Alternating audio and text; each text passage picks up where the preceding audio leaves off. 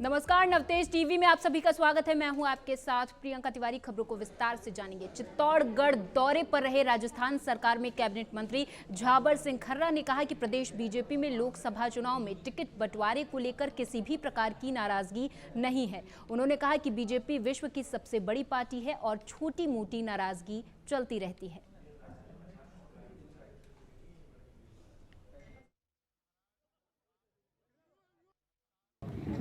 निश्चित रूप से सबसे पहले तो मैं केंद्रीय नेतृत्व और प्रदेश नेतृत्व और हमारे मुख्यमंत्री जी को धन्यवाद देना चाहूँगा। उन्होंने हमारे ज़िले में जिस तरह की जिम्मेदारी दी है, और मैं अपनी तरफ से भी आप सबको आश्वस्त करना चाहूँगा कि जो कोऑपरेटिव सेक्टर है हमारे ज़िले में काफ़ी मजबूत है। इसका स्ट्रक्चर और कैसे मजबूत हो, कैसे किसानों को, आम जन को इसका लाभ अधिकतम मिल सके, इसका प्रयास हम करेंगे। निश्चित रूप से 5 साल का जो एक कुशासन था कांग्रेस सरकार का, और जिस तरह से भ्रष्टाचार चरम पे था, अपराध बेलगाम हो रहा था, और आज जिस एक महीने में जिस प्रकार से जीरो टॉलरेंस की नीति लेकर के हमारे मुख्यमंत्री जी आगे बढ़ रहे हैं, तो कहीं ना कहीं कार्यकर्ताओं में उत्साह है। देश के प्रधानमंत्री जी ने जो 500 साल पुराना जो हमारा सपना था, सपने को जो साकार किया, और आने वाली 22 तारीख को जो मंदिर की प्रतिष्ठा का कार्यक्रम है, तो उसका उत्साह अभी से आम जन में देखने को मिल रहा है। और मुझे तो ऐसा लग रहा है पूरा देश जो है 22 जनवरी को राममय होकर के पूरे देश में दिवाली मनाई जाएगी। पाली से खबर है। दरअसल बीजेपी ने अपनी पहली लिस्ट जारी की तो पीपी चौधरी को लोकसभा सीट पाली से उम्मीदवार घोषित किया, जिसे लेकर पीपी चौधरी के समर्थकों में खुशी की लहर है।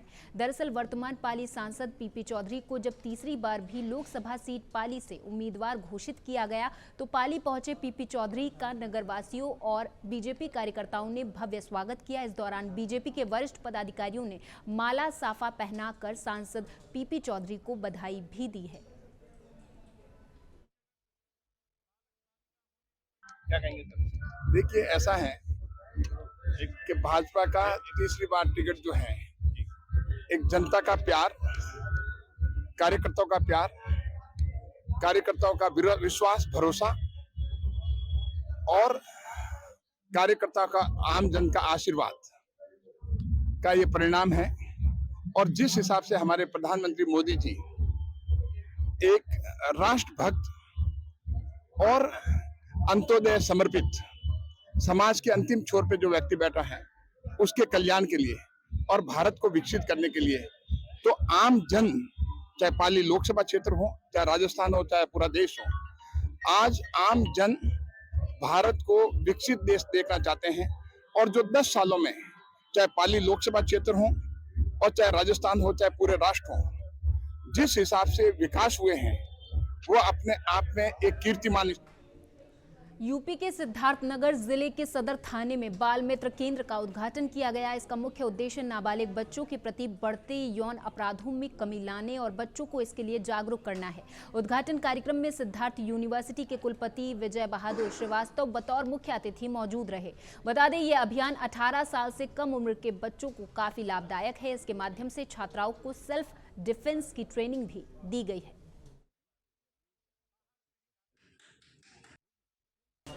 ये बाल मित्र सेंटर, ये जो चाइल्ड फ्रेंडली सेंटर, हम सेलेक्टेड पुलिस स्टेशंस में इंडिया पेस्टिसाइड्स लिमिटेड की मैनेजमेंट और समाधान अभियान की जो मैनेजमेंट है, ये दोनों मिलकर हम child friendly centre selected police centres में हम खोल रहे हैं। इसका मकसद क्या है कि ये जो सेंटर्स है, जहाँ कुछ एक्सपर्ट्स लोग काम करेंगे, ये लोग क्या करेंगे, अभी सिद्धार्थनगर में जो खुला है, सिद्धार्थनगर के यहाँ जितने भी स्कूल्स हैं, कॉलेजेस हैं, ऑर्गेनाइजेशंस हैं, यहाँ जाके पॉक्सो के बारे में, चाइल्ड सेक्सुअल अब्यूज़ के बारे में, इसके बारे में बात करेंगे, उनको अवेयरनेस देंगे, ताकि इन फ्यूचर किसी भी बच्चे को एक अनसेफ कंडीशंस या अनकंफर्टेबल फील होती है, तो वो बच्चा यहाँ आके, इस सेंटर में आके एक अच्छा माहौल में अपनी मन की बात पूरी तरह एक्सपर्ट्स लोगों को बता सकते हैं। तो यहाँ के एक्सपर्ट्स लोग क्या करेंगे, उस बच्चे को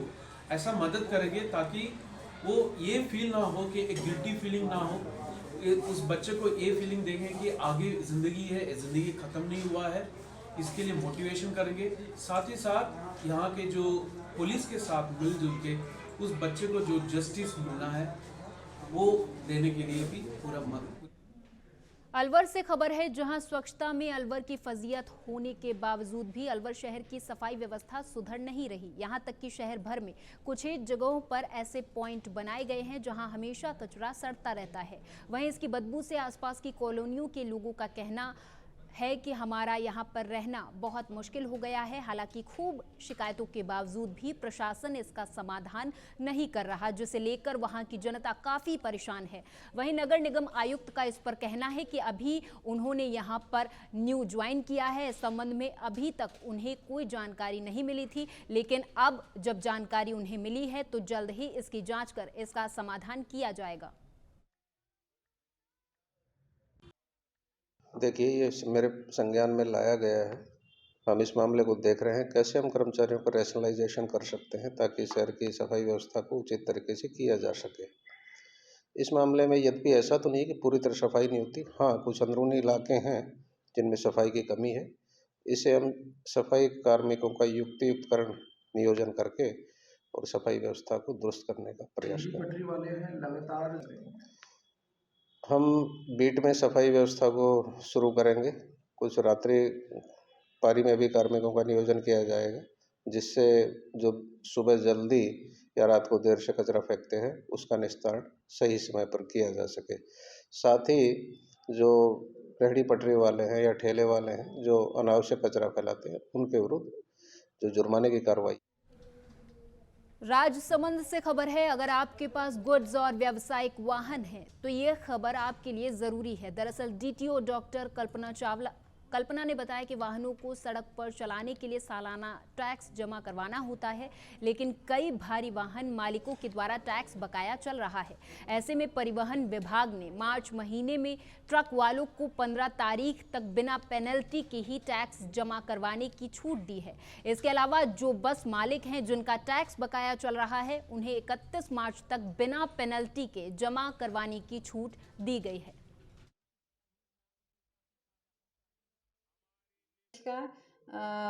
जैसा कि विदित है कि मार्च का महीना चल रहा है, मार्च में सभी भार वाहन और बस ऑपरेटर से मेरा निवेदन है कि जिला परिवहन कार्यालय राजसमंद में पधारें और अधिक से अधिक अपना टैक्स जमा कराएं। जितने भी भार वाहन चल रहे हैं, ओवरलोड वाहन हैं और जो माइंसों में चल रहे हैं, जितने भी ट्रक, डंपर, टेलर, उन सब वाहन मालिकों से मेरा निवेदन है कि 15 तारीख से पहले अपना टैक्स जमा कराएं। 15 तक अगर टैक्स जमा नहीं कराया तो उनको पेनल्टी देनी पड़ेगी और सारे वाहन सीज होंगे। तो मेरा सभी से निवेदन है कि अधिक से अधिक संख्या में आए।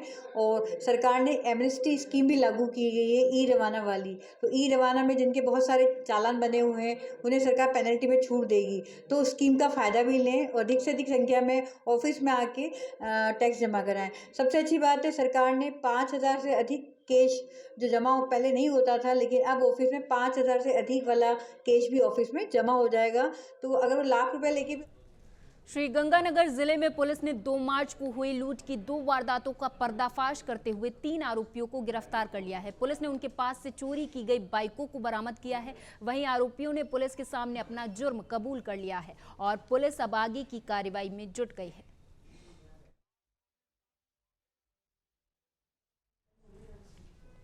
इधर पाली के कोतवाली थाना इलाके में पुलिस ने एक आरोपी को गिरफ्तार कर लिया है और उसके पास से 4 किलो 900 ग्राम गांजा, 19,500 रुपए कैश और 2 बाइक बरामद की है।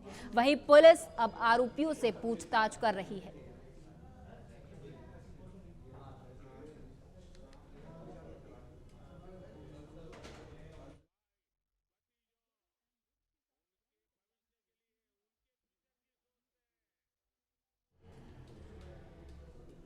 बाबा श्याम का फागुन लक्खी मेला 11 मार्च से शुरू होने वाला है। मेले को आज से मात्र 6 दिन बाकी रहे हैं। अनुमान है कि इस बार मेले में 40 से 45 लाख श्रद्धालु खाटू श्याम जी आएंगे। श्रद्धालुओं की सहूलियत के लिए सीकर जिला कलेक्टर और मेला प्रभारी लगातार कमान संभाले हुए हैं, लेकिन कल हुए प्रशासनिक फेरबदल के आदेश के बाद दांता रामगढ़ एसडीएम और खाटू श्याम जी मेला प्रभारी गोविंद सिंह भींचर का तबादला नीमका थाने में हो गया है। इसके बाद अब खाटू श्याम जी मेले का संपूर्ण प्रभार सविता शर्मा के पास होगा। दरअसल सविता शर्मा को रींगस से हटाकर दांता रामगढ़ में लगाया गया है।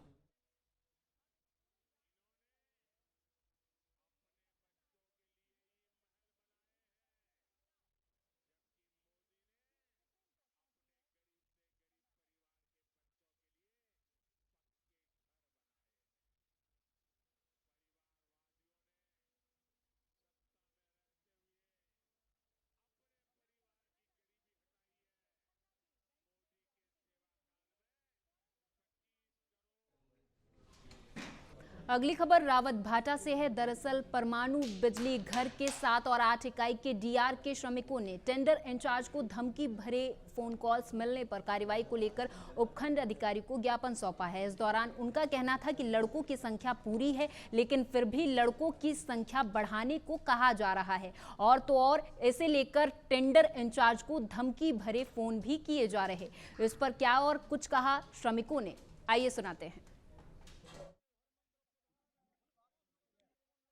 आज जो सब श्रमिक एकत्रित होकर अपने उपखंड कार्यालय पे किस संदर्भ में ज्ञापन दिया है? इसमें क्या है, हमारे टेंडर इंचार्ज को धमकियां दी जा रही है। क्वांटिटी पूरी होते हुए भी टेंडर में लड़कों की मैन पावर की क्वांटिटी पूरी है, फिर भी उनको कहा जा रहा है कि और आदमी लगाओ। उसमें जगह न होते हुए उनको धमकियां दी जा रही है। आपके नंबर हमारे पास है, गाड़ी के नंबर हमारे पास है, ऐसे कह के उनको धमकियां दी जा रही है। मकान का नंबर हमारे पास है, काम पे लगाना ही पड़ेगा।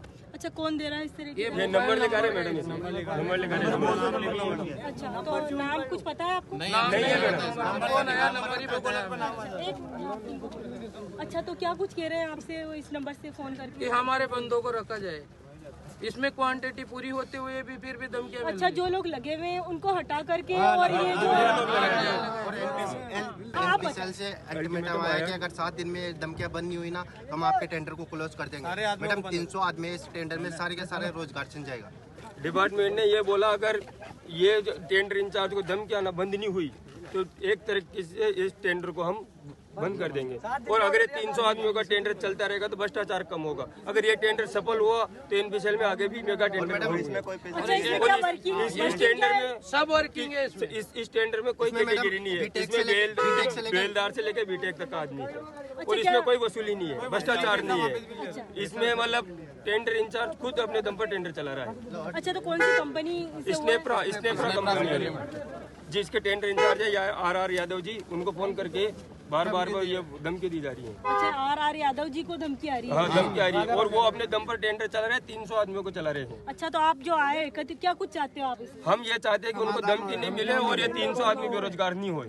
अच्छा, तो नंबरों की जांच जल्द से जल्द। आगे से भी उनको कोई धमकी नहीं। 7 दिन का अल्टीमेट हमको दिया है एनपीसीएल ने, तो ये हम चाहते हैं कि गुजरात के मोरबी राजकोट राजमार्ग पर शनाला गांव के पास एक स्क्रैप यार्ड में भीषण आग लग गई। हालांकि घटना की सूचना मोरबी अग्निशमन विभाग को दी गई, जिसके बाद दमकल विभाग की टीम मौके पर पहुंची और आग पर काबू पा लिया है।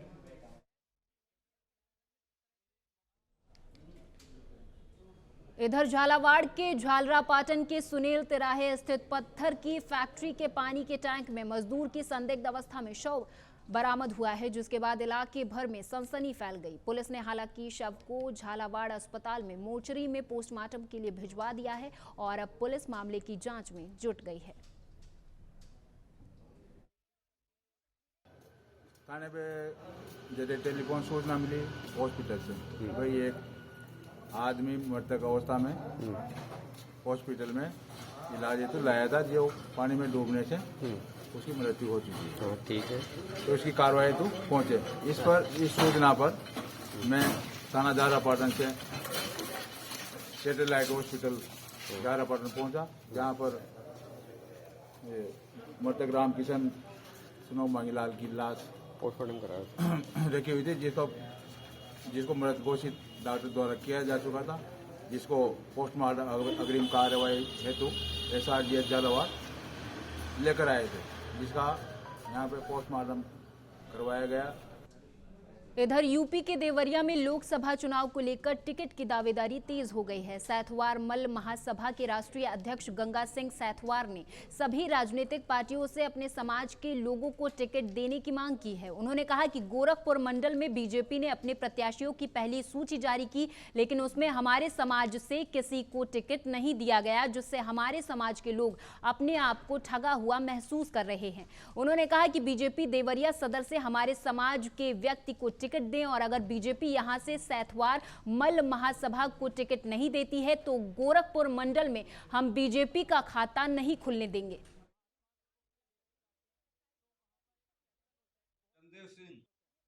देखिए, प्रदेश नहीं लेकिन खास करके गोरखपुर मंडल में हमारी संख्या सबसे, हर समाज से अच्छी संख्या गोरखपुर मंडल में सैतवार मल समाज का हर लोकसभा क्षेत्र पे है। देखिए, आज जो देवरिया में हम लोग प्रेस कॉन्फ्रेंस करने आए हैं, उसका उद्देश्य यही है कि हम लोग अभी भारतीय जनता पार्टी से ये मांग करते हैं कि अभी देवरिया लोकसभा से कोई कैंडिडेट नहीं घोषित हुआ है, तो अगर देवरिया बचा हुआ है तो इसको जो है कम से कम सैतवार मल समाज के किसी भी व्यक्ति को टिकट दे दें, नहीं तो आगामी चुनाव में इनको गोरखपुर मंडल में। डीग जिले के जुरहरा थाना क्षेत्र में एक 20 साल के युवक ने अपनी ही 2.5 साल की भतीजी के साथ रेप की वारदात को अंजाम दिया है। वहीं मौके पर पहुंची पुलिस ने हालांकि मासूम को जुरहरा अस्पताल में भर्ती करवाया, जहां बच्ची की हालत देखकर डॉक्टरों ने उसे भरतपुर रेफर कर दिया है। वहीं पुलिस ने आरोपी युवक को गिरफ्तार कर लिया है, पूछताछ जारी है।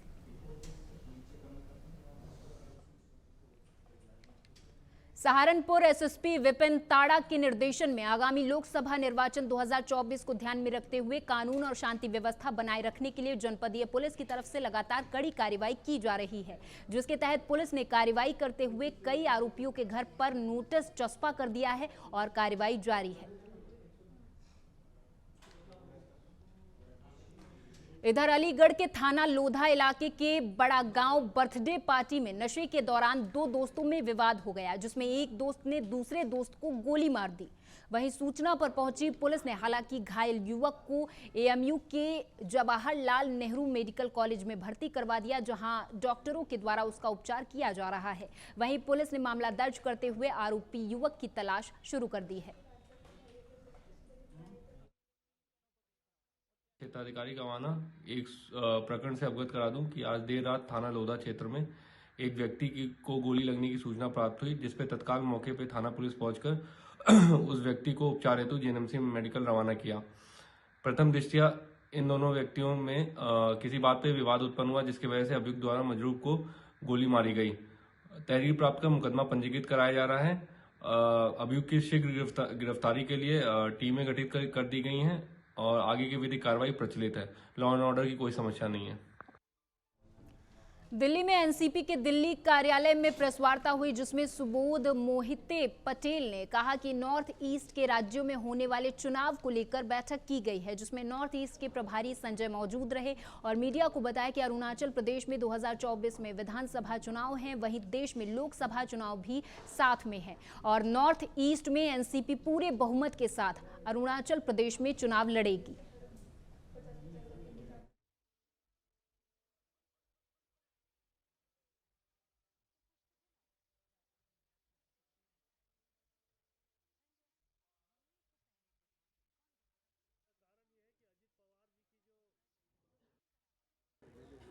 आज नॉर्थ ईस्ट का हमने मीटिंग की है और वहाँ पे जो हमने जायजा लिए है, अरुणाचल में हमारे 6 एमएलए थे। लोकसभा के चुनाव और विधानसभा के चुनाव अरुणाचल में साथों साथ है। लोकसभा और विधानसभा की दोनों की तैयारी हमारी पूरी हो गई है। लोकसभा के 2 कैंडिडेट सीट है, वहाँ पे दोनों की जगह एनसीपी लड़ेगी और साथों साथ विधानसभा में भी पूरे ताकत के साथ में एनसीपी लड़ेगी। उम्मीदवारों का चयन लगभग पूरा हो चुका है। जैसी चुनाव प्रक्रिया शुरू हो जाएगी वैसे कैंडिडेट हम भी डिक्लेयर कर देंगे। देखिए, आज हमने 3 राज्य, एक तो मेघालय, दूसरा मणिपुर और तीसरा अरुणाचल, हमने 3 राज्यों पे चर्चा की। तो 3 राज्यों पे चर्चा करने में हमने जो पाया, अरुणाचल जो है हमारा बड़ा मजबूत है, उसका हमने ब्लूप्रिंट तैयार किया। उसमें 30 से ज़्यादा सीटें हम अभी क्लियर आज कर दी है और 2 लोकसभा पे हमारी चर्चा चल रही है और कल पार्लियामेंट्री बोर्ड की बैठक है मुंबई में, तो उस पर विस्तार से चर्चा वहाँ भी होगी। लेकिन काफ़ी कुछ हमने वर्क किया है और हम अरुणाचल में बड़े दमखम के साथ चुनाव डीडवाना में 2 मार्च को हुए ओलावृष्टि से क्षेत्र के दर्जनों गांव में फसलें नष्ट होने से किसानों को भारी नुकसान हुआ है। इस संबंध में डीडवाना विधायक यूनुस खान ने किसानों को उचित मुआवजा दिलवाने के लिए राजस्थान सरकार के आपदा मंत्री किरोड़ी लाल मीणा से मुलाकात की। विधायक यूनुस खान ने किरोड़ी लाल मीणा से किसानों को शीघ्र सहायता दिलाने और सही समय पर मुआवजा दिलवाने के संबंध में ज्ञापन सौंपा है।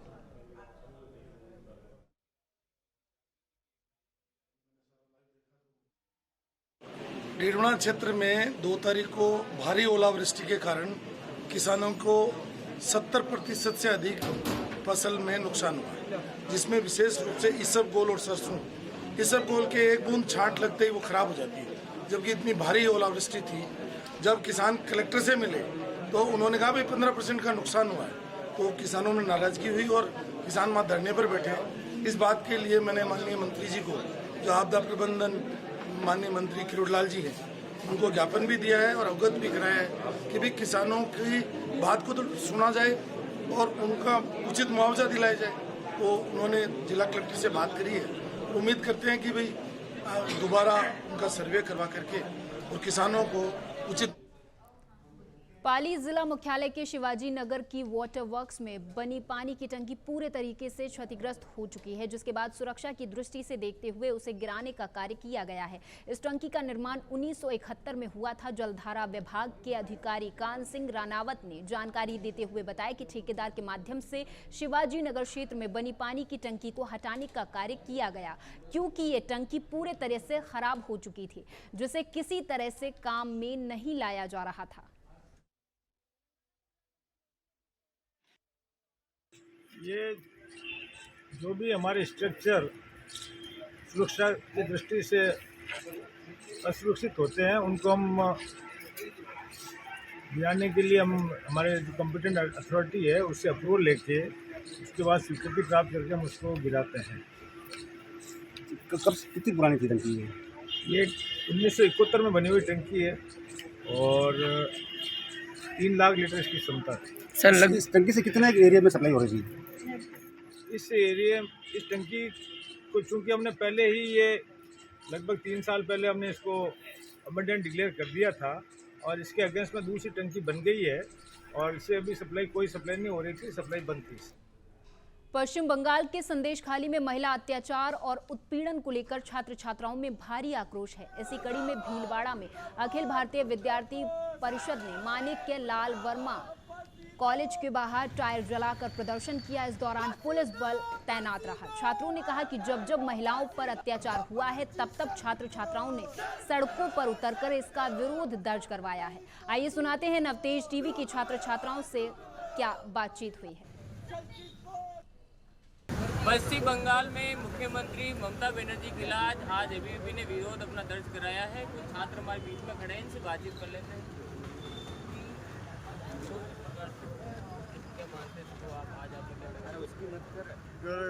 अपन देखते हैं कि पिछले दिनों बंगाल के राज्यपाल द्वारा एक जो बंगाल के अंदर जो एक संदेशखाली जो एक कस्बा है, वहाँ के दौरे के दौरान उन्हें कि वहाँ की घटना सामने आती है कि कुछ महिलाएं उनके पास आती है और उनको कहती है कि जो संदेशखाली है उसके अंदर जो वहाँ के जो टीएमसी के जो लीडर हैं वो महिलाओं के साथ लगातार 12-13 वर्षों से अत्याचार कर रहे हैं। एक और हम देखते हैं कि पूरे भारतवर्ष के अंदर एक पश्चिम बंगाल ऐसा प्रदेश है जहां माँ दुर्गा की पूजा, विशेष रूप से माँ दुर्गा की पूजा की जाती है।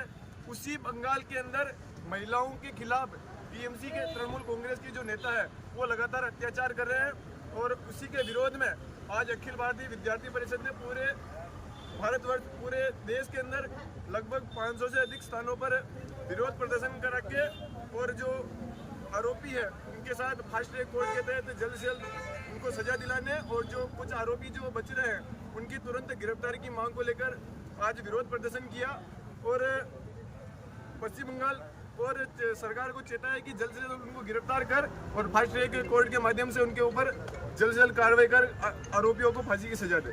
तो उनको धीरे धीरे करके तब तक सरकार तक हो जाएंगे और जब तक ये सरकार इसका फैसला नहीं लेती तो हम उग्र आंदोलन करते रहेंगे। हम नारी शक्ति। तो ये कुछ छात्राएं थी, कुछ छात्र थे जिनसे हमने बातचीत की। एबीवीपी कार्यकर्ता है जिन्होंने ये चीज़ कही कि जब जब नारी उत्पीड़न तक जब दुर्व्यवहार होता है तो उसमें हमेशा छात्र छात्राएं अपनी आवाज़ उठाती है और आवाज़ उठाती रहेगी। कैमरा पर्सन सूरज के साथ मैं पवन बावरी, नवतेज टीवी, भीलवाड़ा।